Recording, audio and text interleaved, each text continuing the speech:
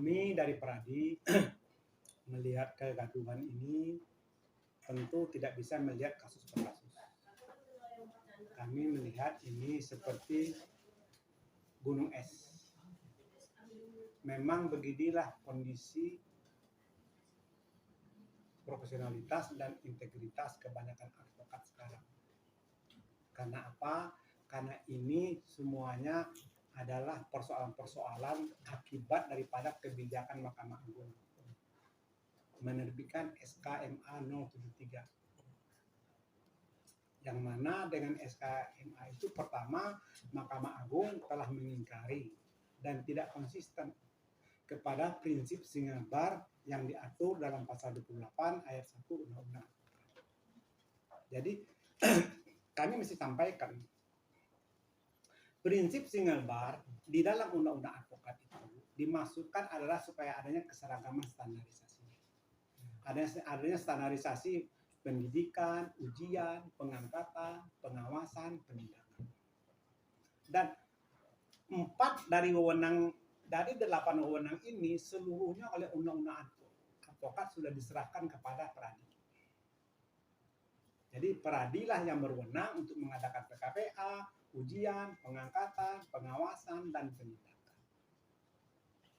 Jadi harusnya tidak ada orang-orang yang beracara di persidangan yang mengaku sebagai advokat yang tidak diangkat oleh Peradi. Kalau tidak diangkat oleh Peradi, artinya dia menjadi advokat tidak melalui mekanisme undang-undang. Mekanisme undang-undang itu dimaksudkan antara lain untuk meningkatkan kualitas advokat, termasuk kualitas integritas. Sekarang dengan adanya SK-MA nomor 073, orang begitu mudah jadi advokat.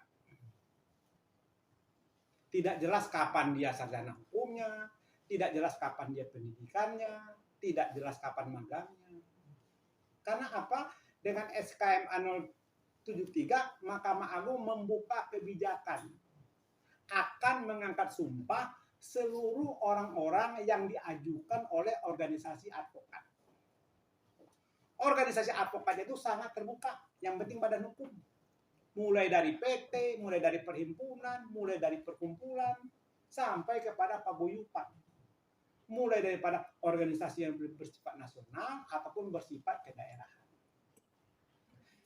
Yang menjadi persoalan, siapa yang mengawasi ini? Peradi tidak mungkin dan tidak berwenang mengawasi advokat yang bukan anggotanya. Mahkamah Agung kata undang-undang advokat sama sekali tidak mempunyai kewenangan untuk mengawasi advokat, untuk menindak advokat.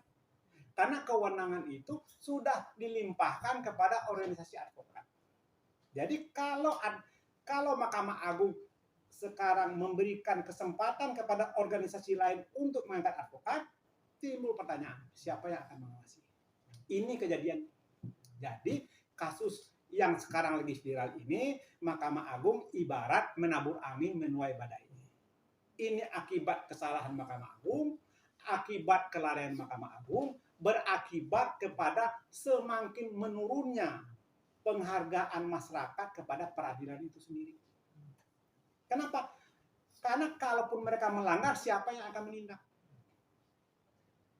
Jadi beginilah, dalam Undang-Undang Advokat disebutkan bahwa Dewan Kehormatan berwenang mengadili dan memutus perkara pelanggaran kode etik. Eksplisit hanya Dewan Kehormatan. Berarti tidak ada lembaga lain, tidak ada badan lain yang berwenang memeriksa, mengadili, dan memutus perkara pelanggaran kode etik.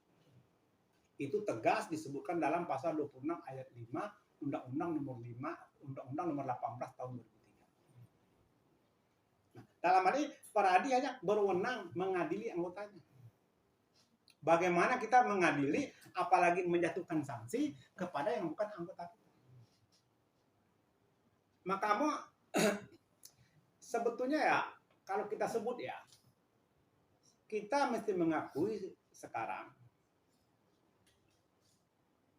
etik daripada advokat sangat-sangatlah menurun, sangat-sangatlah turun. Kenapa? Pertama, yaitu kembali lagi akibat Mahkamah Agung. Peradi mengadili advokat pelanggaran kode etik. Kata Undang-Undang Advokat, setiap putusan Dewan Kehormatan yang telah berkekuatan hukum tetap, yang sanksinya pemberhentian sementara atau pemberhentian tetap, organisasi advokat Peradi menyampaikannya kepada Mahkamah Agung. Maksud daripada undang-undang ini adalah agar Mahkamah Agung meneruskan informasi daripada Peradi ini kepada seluruh jajaran peradilan yang ada di bawahnya. Agar dia tidak bisa lagi melaksanakan profesi advokat selama dia sourcing atau selama hidup setelah dia itu diberhentikan tetap. Peradi melakukan itu. Secara berkala, Peradi selalu memenuhi perintah undang-undang, menyampaikan kepada Mahkamah Agung putusan-putusan Dewan Kehormatan yang telah berkekuatan hukum tetap, yang sanksinya pemberhentian sementara dan pemberhentian tetap. Oleh Mahkamah Agung ini tidak diteruskan ke bawah, tidak dianggap. Sehingga orang yang kami kenakan sanksi, orang yang dikena sanksi pemberhentian sementara, pemberhentian tetap oleh Peradi masih tetap beracara. Karena Mahkamah Agung tidak meneruskan perintah undang-undang ini. Jadi dari segi Peradi hanya mengatakan pada akhirnya Mahkamah Agung sampai kepada waktunya seperti sekarang. Advokat semakin tidak berintegritas, dan yang kedua, rendahnya penghormatan masyarakat, terutama masyarakat advokat kepada lembaga peradilan itu tidak lepas daripada merosotnya krisis moralitas dan integritas di lembaga peradilan itu sendiri. Saya kemarin mengatakan ini Mahkamah Agung lebay. Selama ini kasus, kita ingat, sudah 2 orang Sekjen Mahkamah Agung jadi terpidana karena maklar kasus. Berapa orang Hakim Agung yang jadi terdakwa kasus sekarang pejabat tinggi Mahkamah Agung. Punya uang hampir 1 triliun dalam dakwaan. Punya emas 52 kg. Artinya ini menggambarkan bahwa selama ini Mahkamah Agung gagal merawat, mempertahankan, dan menjaga marwah Mahkamah Agung sebagai benteng terakhir hukum dan keadilan. Jadi bicara kasus yang viral ini jangan dilihat kepada dua orang itu. Ini tuh gunung es. Pertama-tama Mahkamah Agung harus memperbaiki diri. Kedua, Mahkamah Agung harus membuka diri. Ketiga, Mahkamah Agung harus kembali kepada Khitoh pasal 28 ayat 1 Undang-Undang Advokat. Bahwa organisasi advokat itu harus satu. Ini keliru.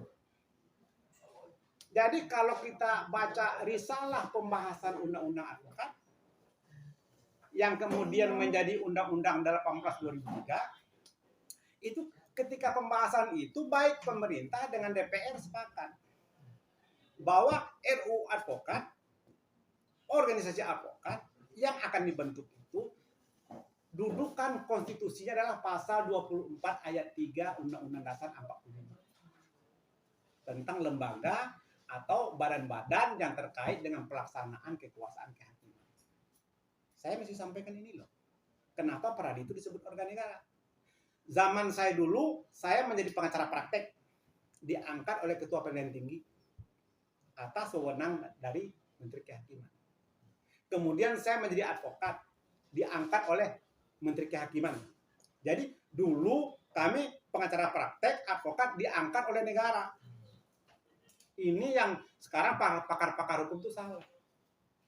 Dulu setiap pengangkatan kami sebagai pengacara praktek, pengangkatan sebagai advokat, di dalam surat keputusan pengangkatan selalu ada klausula domisili hukum.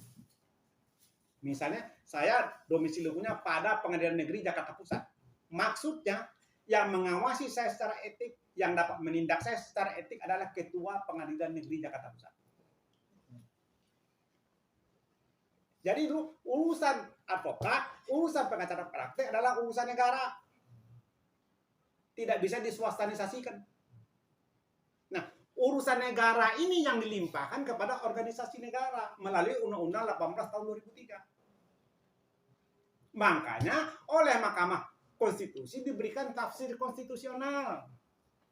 Peradi sebagai organisasi advokat sebagaimana dimaksud oleh pasal 28 ayat 1 Undang-Undang Advokat adalah organ negara dalam arti luas yang juga melaksanakan fungsi negara.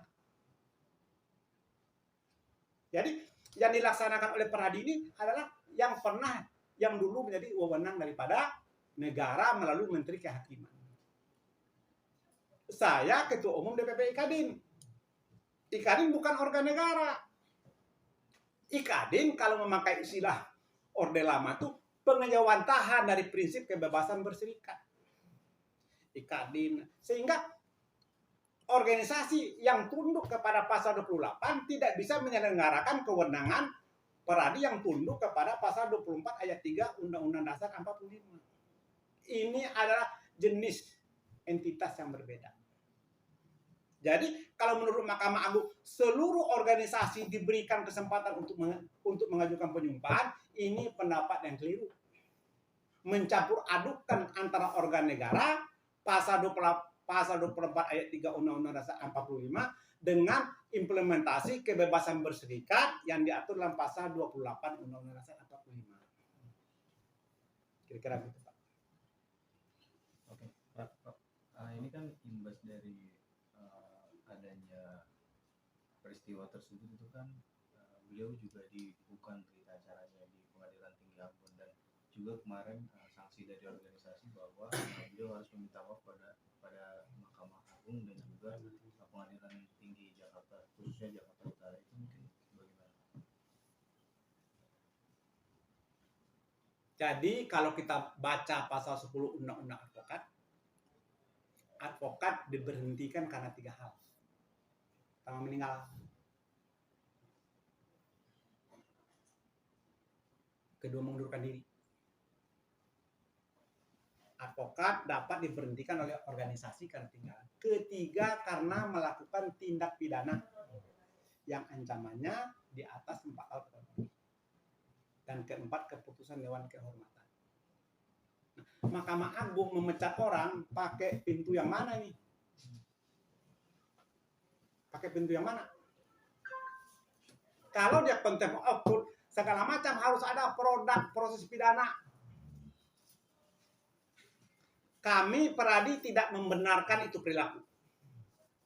Tapi bagi kami di Peradi, seorang advokat baru dapat dipersalahkan melanggar etik setelah melalui proses pemeriksaan Dewan Kehormatan. Dan kata Undang-Undang Advokat pasal 7, setiap advokat yang akan ditindak harus diberikan kesempatan untuk membela diri. Itu prinsip umum. Bagaimana terlepas siapapun, tapi yang paling penting yang berwenang memeriksa mereka itu adalah Dewan Kehormatan di Peradi. Kalau dalam konteks ini. Cuma Mahkamah Agung selama ini kan sudah memberikan landasan. Ini kembali kepada Mahkamah Agung. Kalau Mahkamah Agung bisa mencabut SK MA 073, insya Allah Peradi siap berdialog dengan Mahkamah Agung. Dan Peradi siap secara maksimal akan menegakkan etik. Sekarang kami berjalan kok, putusan berjalan kok. Tidak ada pandang bulu. Saya 9 tahun menjadi Ketua Dewan Kehormatan Pusat. Belum ada satu orang teman saya yang minta tolong terhadap perkara. Nggak ada. Termasuk Profesor Otto. Kenapa? Karena Peradi itu komitmen untuk menegakkan etik. Jadi, kalau saja mereka mengerti, Peradi itu sama undang-undang diberikan kewenangan untuk mendidik. Diberikan kewenangan untuk menguji, untuk mengangkat. Tapi pada saat yang sama juga diberikan kewajiban untuk mengawasi dan menindak. Kewajiban mengawasi ada pada Peradi, kata undang-undang. Sehingga kalau Mahkamah Agung mencoba memberikan tafsir yang keliru, akhirnya yang dirugikan adalah wibawa peradilan itu sendiri. Jadi tidak bisa mengatakan ini dipecat, apalagi istilah dibekukan. Tidak ada. Dibekukan itu begini, kalau advokat dikenakan sanksi pemberhentian sementara, tapi istilahnya bukan dibekukan. Kita tuh orang hukum yuris, dari mana terminologi dibukukan? Karena beku itu lawannya cair, berarti bisa dicairkan dong nanti. Nah, mekanisme apa yang dipakai untuk bisa mencairkan ini, untuk bisa merehabilitasi ini? Masa Mahkamah Agung, makanya saya bilang Mahkamah Agung tuh kalah dengan lembaga pegadaian. Loh, pegadaian itu kan motonya kan menyelesaikan masalah tanpa masalah. Mahkamah Agung menyelesaikan masalah dengan menambah masalah-masalah. Salah. Tapi ya masyarakat, bagaimanapun kami harus melihat dari segi aturan. Jadi sekali lagi himbauan kami tentu Mahkamah Agung harus menyadari kekeliruan. Kekeliruan itu milik siapa saja, milik lembaga manapun. Yang paling penting bagaimana seseorang menyadari kekeliruan itu. Nggak ada masalah. Ya sekarang kami pernah bertemu dulu dengan Wakil Ketua Mahkamah Agung zaman Pak Andi Samson. Kita itu AUM. Kami itu sudah mengatakan, bisa nggak Mahkamah Agung itu membuka diri terhadap masukan, terhadap koreksi, terhadap harapan masyarakat. Banyak kasus Mahkamah Agung seperti tembok yang kokoh, tidak bisa ditembus. Bagaimana mengatakan Mahkamah Agung itu sekarang dalam keadaan baik-baik saja? Dalam perkara koperasi inti dana 7 orang yang jadi terpidana, 2 hakim agung, belum panitera segala macam. Bagaimana ada kasus di Surabaya? Bagaimana mantan KPU Surabaya ketika suaminya lagi diperiksa memindahkan uang 25 miliar dari mobilnya berdasarkan informasi. Nah, kenapa kok Mahkamah Agung tidak mencermati hal-hal ini? Malah terburu-buru memberikan sanksi yang bukan menjadi wewenang Mahkamah Agung. Jadi berdasarkan Undang-Undang 18 2003 tidak ada lagi kewenangan Mahkamah Agung. Hanya kewajiban Mahkamah Agung mengangkat sumpah apabila diminta oleh organisasi advokat. Jadi pertanyaannya, kapankah seseorang itu disebut sebagai advokat? Setelah diangkat oleh organisasi advokat. Diatur dalam pasal 3. Diangkat dengan SK, kamu sudah advokat. Kata pasal 3. Kemudian pasal 4, sebelum menjalankan tugas profesi, advokat mengangkat sumpah di hadapan sidang terbuka pengadilan tinggi. Jadi berita acara sumpah itu adalah suplemen dari atau aksesoris atau turunan daripada SK pengangkatan. Kalau dia sudah diberhentikan sebagai advokat, tidak perlu disebut berita acara sumpahnya. Karena sebetulnya kartu tanda pengenal advokat itu bukan berita acara sumpah. Dulu awal Pradi berdiri, Mahkamah Agung sudah menerbitkan beberapa surat edaran. Jadi zaman saya sebelum ada Undang-Undang 18 2003, kartu tanda pengenal kami itu diterbitkan oleh Pengadilan Tinggi, di mana saya diangkat. Setelah itu kartu tanda pengenal advokat diterbitkan oleh Pradi.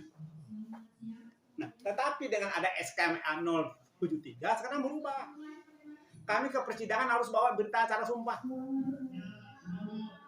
Kayak calo tanah. Udah nggak laku lagi.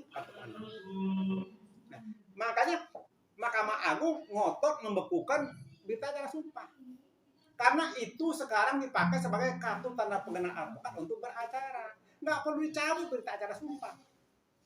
Cukup diberhentikan oleh organisasi advokat, berdasarkan keputusan Dewan Kehormatan disampaikan kepada Mahkamah Agung, berikut salinan putusan, Mahkamah Agung meneruskan informasi itu kepada seluruh peradilan yang di bawahnya, termasuk kepada PTSP. Sehingga ketika seorang advokat mendaftarkan surat kuasa, ditolak oleh bagian PTSP. Nggak bisa, karena berdasarkan surat dari Mahkamah Agung, Anda sedang diskor. Dari ini sampai segini. Anda sudah diberhentikan, ngapain dicabut berita acara sumpah? Makanya Mahkamah Agung harus menjelaskan dalam perspektif keadvokatan, fungsi berita acara sumpah itu apa sih? Bukan kartu tanda pengenal, Pak. Kalau berita acara disumpah, dia tetap advokat loh. Kembali kepada pasal 3. Advokat diangkat oleh organisasi advokat. Pengangkatannya itu yang mesti dibatalkan melalui pemberhentian berdasarkan putusan Dewan Kehormatan. Jadi ini udah, makanya saya bilang kita balik-balik. Gimana Pak? Kalau ditarik dari benang merahnya, apakah nantinya perlu ada revisi undang-undang advokat untuk ibaratnya yang tadi Bapak bilang, biar ini menjadi tetap single bar, dan terus kan ini udah saking rumitnya banyak organisasi Bu, advokat yang tadi Pak Profesor kemarin bilang sudah terlalu banyak organisasi advokat, terus dia emang menyerahkan ke semua para organisasi ini, jadi gimana Pak? Makanya organisasi dalam konteks pasal 28 boleh banyak. Boleh punya program apapun sepanjang sesuai dengan nafas, spirit, dan etik. Itu pengejawantahan dari kebebasan berserikat. Ini yang kadang saya lihat anggota DPR juga tidak paham. Tapi organisasi advokat dalam arti organ negara yang menyelaksanakan fungsi negara itu harus satu. Masa Kejaksaan Agung 2? Masa Mahkamah Agung 2? Masa Kepolisian 2? Jadi ini harus dilihat konteksnya. Makanya saya tadi menceritakan saya sebagai pengacara praktek diangkat oleh negara, KPT. Saya sebagai advokat diangkat oleh negara, Menteri Kehakiman. Saya sebagai pengacara praktek, advokat diawasi, ditindak oleh negara, Ketua Pengadilan Negeri. Jadi kalau sekarang ingin mengatakan multibar, kita oke saja. Tapi ini mesti digeser dudukan konstitusionalnya. Bagaimana cara menggesernya? Ini perdebatan yang telah disampaikan oleh Peradi sudah 15 tahun, Pak. Saya bilang kepada Prof. Oto, Bang, aku sudah capek ngomong ini lagi. Nulis ini. Bapak lihat tulisan saya di beberapa menit ini aja. Udah bosan. Sudah hampir, malah kemarin saya bilang di sebuah pertemuan, gua ngomong ini waktu rambut gua masih banyak. Sekarang rambut udah habis masih ngomong ini. Nah, Mahkamah Agung masih belum mau konsisten melaksanakan amanat undang-undang. Mahkamah Agung itu semuanya pakar hukum, Pak. Lebih hati. Tetapi ini kan bicara tentang kejujuran moral. Kejujuran integritas. Dan ketulusan kepentingan. Mahkamah Agung terlalu banyak kepentingan. Sudah tersandera dengan berbagai macam kepentingan. Karena apa? Karena ya Mahkamah Agung banyak persoalan. Nggak bisa tegas. Tinggal dibaca kok pasal 28. Tinggal dibaca kok risalah pembahasan rancangan undang-undang advokat. Tinggal dibaca kok bahwa undang-undang advokat itu masuk ke dalam rumpun kekuasaan yudikatif. Kok sekarang digeser kepada kebebasan berserikat? Saya bacakan ya. Ini nih. Undang-undang advokat bagian menimbang konsiderannya. Undang-Undang nomor 18 tahun 2003 tentang advokat. Bagian menimbang huruf B. Ini yang mungkin pihak Mahkamah Agung tidak pernah baca. Bahwa kekuasaan kehakiman yang bebas dari segala campur tangan dan pengaruh dari luar memerlukan profesi advokat yang bebas, mandiri, dan bertanggung jawab untuk terselenggaranya suatu peradilan yang jujur, adil, dan memiliki kepastian hukum bagi semua pencari keadilan dalam menegakkan hukum, kebenaran, keadilan, dan hak asasi manusia. Kekuasaan kehakiman yang bebas dari segala campur tangan pengaruh luar memerlukan profesi advokat. Tapi bukan profesi advokat yang seperti sekarang. Harus profesi advokat yang melalui pengangkatan mekanisme undang-undang advokat yang dijalankan oleh Peradi. Peradi pun sudah seketat ini tetap masih ada oknum, Pak. Kita sudah ketat. Apalagi, waduh, pengangkatannya sudah seperti di pasar malam. nggak jelas sekolahnya, ijazah S1, S2, S3-nya diduga palsu, masih teriak-teriak tentang keadilan. Loh, penjahat kok teriak keadilan? Tapi sama mahkamah. Ini saya ada advokat senior, udah profesor, sudah terpidana kasus menyuap hakim. Kata pasal 10 tadi, salah satu alasan memberhentikan advokat adalah karena melakukan tindak pidana yang ancamannya 4 tahun atau lebih. Modusnya juga mensreanya kental dengan memberikan buku kepada hakim. Bukunya dipotong, uang dolarnya di sini. Ini masih pantas nggak disebut sebagai advokat? Tapi masih bisa bersidang. Bersidang di MK. Wibawa tidak ada. MK pun tidak berwibawa. Karena seluruh hakimnya sudah dinyatakan melanggar etik oleh MK dalam perkara tempohari. Jadi bagaimana hakim sudah tercela masih menjadi hakim? Kalau sudah tercela dia sudah tidak boleh lagi dipanggil yang mulia. Masa orang tercela dipanggil yang mulia? Kita bicara rasa malu. Nah, persoalan kita, Pak, ini melebar. Bicara penegakan hukum, saya terkesan dengan statement Presiden Prabowo Subianto di Dubai 3 hari yang lalu. Saya mencatat ini, Pak. Ini pengakuan daripada kepala pemerintahan.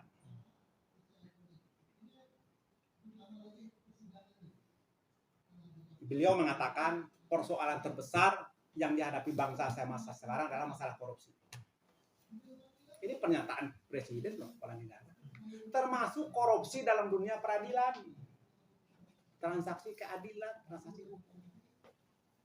Tapi dengan adanya pernyataan Presiden Prabowo Subianto begini, pertama, baru sekali ini Presiden Indonesia mengakui bahwa kondisi moral, integritas penegakan hukum kita dalam keadaan tidak biasa-biasa. Saya luar biasa. Dan saya mendoakan berharap Presiden Prabowo Subianto tetap diberikan tekan, diberikan jalan yang lurus, diberikan kekuatan untuk bisa mewujudkan semangat dia itu. Karena bicara korupsi, bicara bobroknya penegakan hukum. Dari tingkat rendah sampai. Bapak bayangkan, Presiden kita di depan pertemuan forum internasional tidak malu loh mengatakan. Saya tadi mencatat loh sebelum kita ini. Saya itu sedih banget. Tapi saya pikir inilah Presiden. Mudah-mudahan beliau itu menjadi satrio paningin. Pernyataan di forum internasional di Dubai tanggal 13 Februari. Tingkat korupsi di negara saya sangat mengkhawatirkan. Jadi kalau yang saya obrolin tadi dianggap fitnah, ya ini Presiden sudah ngomong. Jadi sekali lagi ini adalah persoalan yang dibangun oleh Mahkamah Agung. Karena tidak konsisten menjalankan perintah undang-undang advokat. Sehingga rekrutmen tidak selektif, pengawasan tidak efektif, sehingga lahirlah advokat-advokat yang memang tidak berkualitas. Baik secara keilmuan, secara kompetensi, secara moral maupun secara integritas. Pada akhirnya advokat-advokat inilah yang merendahkan wibawa daripada peradilan itu sendiri. Mahkamah Agung harus sampai kepada premis itu. Jangan dipersoalkan yang dua orang. Ini seperti gunung es. Kira-kira begitu. Ada pertanyaan? Yang SK itu MA73 itu kan sekarang momentumnya lagi pas nih Bang. Didorong dicabut atau gimana gitu? Ya, iya dicabut. Cuma dicabut itu dari Peradi sendiri kan sudah mengatakan cabutlah itu. Peradi sendiri akan menampung advokat-advokat yang telah diangkat berdasarkan SK MA 073 itu. Artinya Peradi tetap akan menampung advokat-advokat yang bukan produk Peradi. Dengan catatan, Peradi mungkin akan membuat suatu semacam pendidikan singkat, syarat, segala macam. Peradi juga tidak egois, Pak. Ini adalah kondisi sosial kemasyarakatan yang diakibatkan oleh salah langkahnya Mahkamah Agung. Peradi juga merasa bertanggung jawab untuk tetap menjaga marwah Mahkamah Agung marwah peradilan. Itu bertanggung jawab. Kita tampung. Kita bisa kok di setiap cabang bisa kita adakan semacam apalah ya. Bukan pendidikan. Kalau saya bilang pendidikan nanti teman-teman itu agak tersinggung. Latihan. Pemantapan pemahaman kode etik kita adakan. Bagaimana? Tapi ingat, kalau dia sudah diterima oleh Peradi, berlaku ketentuan undang-undang. Apa? Undang-undang memerintahkan Peradi untuk mengawasi. Undang-undang memerintahkan Dewan Kehormatan Peradi untuk menindak yang terbukti melanggar etik. Sekarang kita berhentikan di sini, pindah kepada organisasi.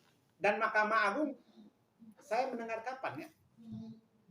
Katanya kasus yang berdua ini tidak ada hubungannya dengan SKMA 073. Lebih salah lagi. Semakin jauh ketinggalan dari lembaga pegadaian tadi. Loh, ini kan teori sebab dan akibat. Kok tetap merasa nggak bersalah sih? Akui saja, kita ajak berunding dengan pemerintahan, kita bikin bagaimana jalan keluarnya menyelesaikan persoalan ini. Persoalannya adalah persoalan yang telah terjadi. Ke depan serahkan semuanya kepada Peradi. Ini kita atur. Walaupun dengan segala kekurangan, segala macam. Emang ya sekarang gimana ya? Orang, kalau istilah Profesor Otto itu, di sana yang ikut PKPA 50, yang dapat sertifikat PKPA itu 100, yang ikut ujian jadi 150, yang lulusnya 200, yang disumpahnya 250. Jadi tidak jelas. Saya bilang, saya itu 9 tahun menjadi ketua Dewan Kehormatan. Nggak pernah ada, ini nih, nggak pernah yang berani menanyakan kasus etik aja ke saya nggak ada. Kenapa? Komitmen Peradi untuk menjaga marwah profesi advokat. Bukan karena takut sama saya. Nggak ada yang tanya. Malah bapak-bapak mungkin tidak tahu kalau saya ketua Dewan Kehormatan Pusat. Karena kerja saya itu adalah memeriksa, mengadili, dan memutus perkara. Makanya saya sampaikan, saya tidak terlalu terbiasa bicara dengan pers. Karena ketika kami menangani perkara, kami hanya berbicara melalui putusan. Itu prinsip kerja hakim secara universal. Kami Dewan Kehormatan tidak boleh mengomentari isi putusan yang telah kami jatuhkan. Khawatir antara yang kami komentarin dengan isi putusan itu berbeda, sehingga itu akan membuat tidak jelas, tidak tegas, dan tidak sakralnya suatu keputusan.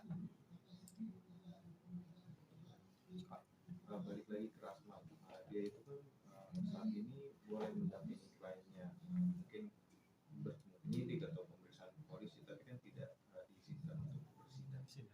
Mungkin gimana pendapatnya dari Kepala Dewan? Saya tidak mau mengomentari secara spesifik. Tapi Undang-Undang Advokat pasal 1 ayat huruf 2 mengatakan jasa hukum adalah jasa yang diberikan advokat, berupa memberikan konsultasi hukum, bantuan hukum, menjalankan kuasa, mewakili, mendampingi, membela, dan melakukan tindakan hukum lain untuk kepentingan klien. Ini yang boleh dijadikan, yang boleh dilakukan oleh advokat. Dengan kata lain, kalau bukan advokat tidak boleh melakukan ini. Nangkap, Pak? Jadi kalau sudah bukan advokat, tidak boleh melakukan pekerjaan-pekerjaan yang merupakan pekerjaan advokat yang secara limitatif sudah ditentukan di dalam undang-undang advokat.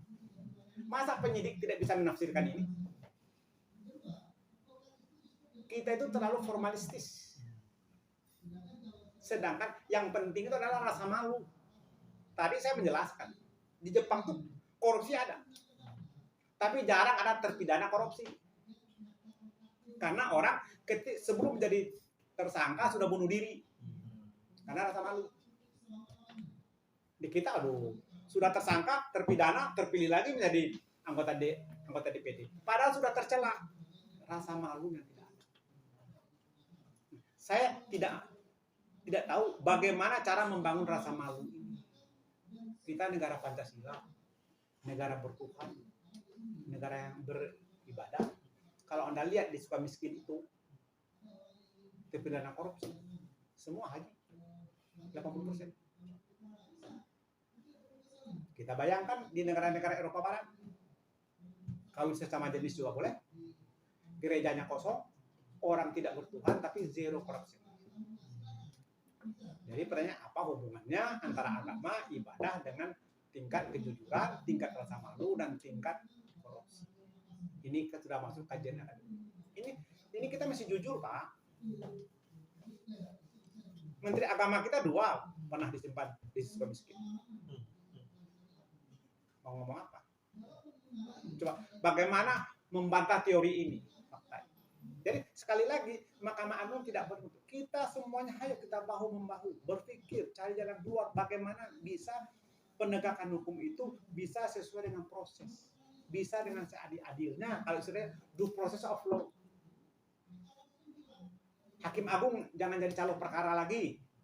Sekjen Mahkamah Agung jangan jadi calo perkara lagi. Pejabat-pejabat Mahkamah Agung jangan jadi calo perkara lagi. Karena ini budaya kita kan masih budaya patron. Mencontoh yang atas. Termasuk advokat. Sekali lagi, kami di Peradi juga tidak bersih-bersih banget, Pak. Yang sudah ketat pun masih kecolongan. Apalagi yang kayak pasar malam gitu rekrutmennya. Beli karcis masuk, beli karcis masuk. Tidak ada proses seleksi, tidak ada pendidikan, tidak ada pengawasan. Ya rusak, Pak. Makanya kalau saya mengatakan zaman saya pertama jadi pengacara praktek tahun 90-an awal, itu kalau ke pengadilan itu Pak kelihatan mana yang pengacara kita kan pakai baju putih walaupun murah, pakai dasi hitam kalau nggak bawa. Kelihatan lah tata krama. Mana yang klien usuh aja. Sekarang susah, Pak. Di pengadilan itu mana yang advokat, mana yang masyarakat pencari keadilan, mana yang markus, campur. Karena wibawa pengadilan itu markus juga sudah berani berpraktek di pengadilan. Di setiap pengadilan ada benar surat edaran Mahkamah Agung sekian, pejabat pengadilan dilarang bertemu dengan pihak yang berperkara. Saya tuh sayang loh, itu benar. Karena orang tetap lalu lalang. Ini persoalan. Jadi ya seluruh, kalau kita mesti jujur, seluruh lapisan aparat penegak hukum kita, mulai dari hakim, jaksa, polisi, advokat, dalam krisis yang sangat mengkhawatirkan. Kita lihat aja. Ada Kapolda yang jadi agen narkoba. Di lapas, ada lapas, pabrik psikotropika. Makanya saya tuh sepakat loh dengan pernyataan Presiden. Kita ada persoalan besar. Gak bisa pura-pura tidak ada apa-apa. Nah, kita menunggu ini Presiden Prabowo Subianto, khususnya di dalam hal penegakan hukum, apa langkah-langkah yang akan mereka ambil. Pertama, beliau itu sudah melakukan tekanan dan himbauan-himbauan agar pemberantasan korupsi tegak lurus. Tidak tebang pilih, walaupun itu belum maksimal. Dalam beberapa kita bagus, kita dulu. Karena memang 2 periode Presiden Jokowi kita masih mengakui penegakan hukum kita semakin merosot. Semua kan hanya dijawab dengan pencitraan. Ada masa Presiden Jokowi tidak pernah dia mengatakan ini bahwa negara saya menghadapi persoalan yang berat terkait dengan korupsi. Prabowo berani mengatakan itu karena apa? Mungkin karena dia seorang kesatria. Nah, makanya ada sisi-sisi kemiliteran yang memang harus kita sportivitas, kejujuran, ketegasan. Kalau kita kan ya, makanya saya bilang kemarin ada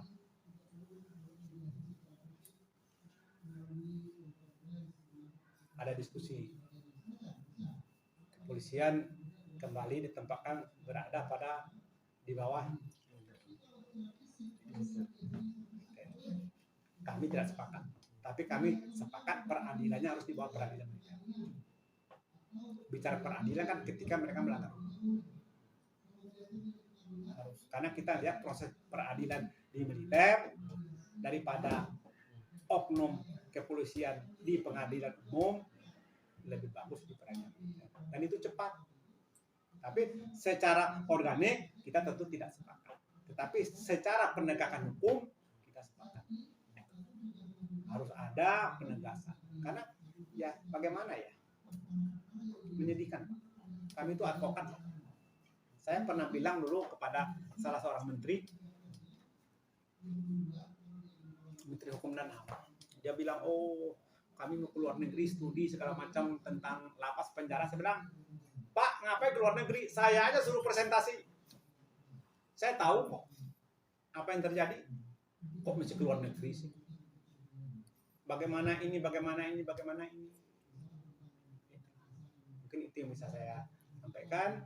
Khusus masalah teman yang berdua itu, saya tidak bisa yang pertama, kalaulah peristiwa seperti yang terlihat di audio visual itu benar, perilaku itu tidak bisa dibenarkan. Tapi apapun sanksi yang harus dijatuhkan harus melalui mekanisme pemeriksaan Dewan Kehormatan. Dan kata Undang-Undang Advokat, organisasi advokat itu adalah satu peradi. Sehingga Dewan Kehormatan yang berwenang adalah Dewan Kehormatan peradi. Masalahnya mereka oleh Mahkamah Agung diakui bukan anggota peradi. Jadi tugas Mahkamah Agung untuk membawa pulang mereka semua ke rumah peradi yang sah. Melalui dengan mencabut SK MA 073. Dan seperti yang sampaikan, peradi siap untuk mengambil semua langkah agar apa? Agar teman-teman yang sudah terlanjur diangkat sebagai advokat, sebagai produk SKMA 073 bisa kita terima, bisa kita tingkatkan, dan bisa kita berikan pemantapan kode etik. Kira-kira itu. Terima kasih.